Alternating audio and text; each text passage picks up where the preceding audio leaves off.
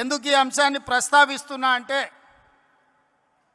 YS Sharmila 2009లో Rajasekhara Reddy గారు చనిపోయిన తర్వాత వారి మరణాన్ని భరించలేక వారి మరణంతో గుండె పగిలి వందలాది మంది చచ్చిపోతే ఓదార్పు యాత్ర మొదలుపెట్టి షర్మిల గారు ఈరోజు ఆంధ్రప్రదేశ్లో కానీ తెలంగాణలో కానీ కాంగ్రెస్ పార్టీ కార్యకర్తలను వైఎస్ఆర్ అభిమానుల మధ్య అలుపెరగని పోరాటం చేస్తున్నారు.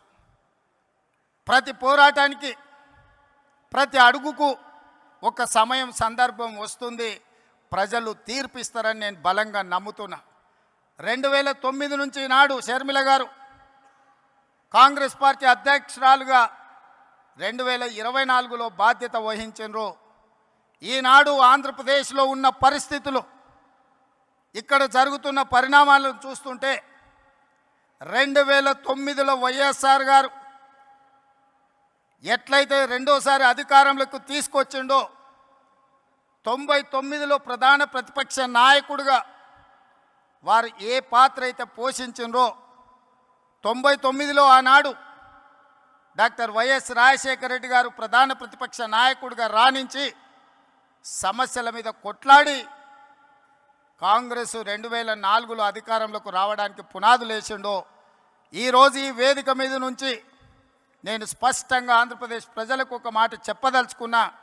99లో రాజశేఖర రెడ్డి గారు ప్రధాన ప్రతిపక్ష నాయకుడిగా పోషించిన పాత్ర ఈనాడు వైఎస్ షర్మిల మీ తరఫున నిలబడుతుంది, మీ తరఫున కొట్లాడుతుంది.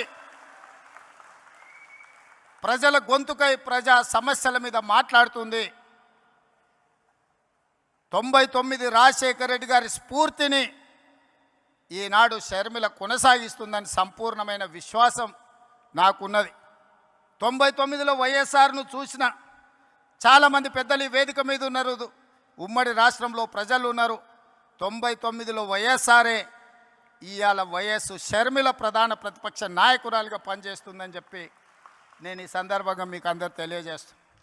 ఈరోజు ఈ రాష్ట్ర రాజకీయాల గురించి నేను ఎక్కువ మాట్లాడాను, కానీ ఒక్క మాట అయితే చెప్పదలుచుకున్నా. ఈ రాష్ట్రంలో బీజేపీ అధికారంలో ఉంది. బీజేపీ అంటే బాబు, జగన్, పవన్. ఈ రాష్ట్రంలో ప్రతిపక్షం లేదు.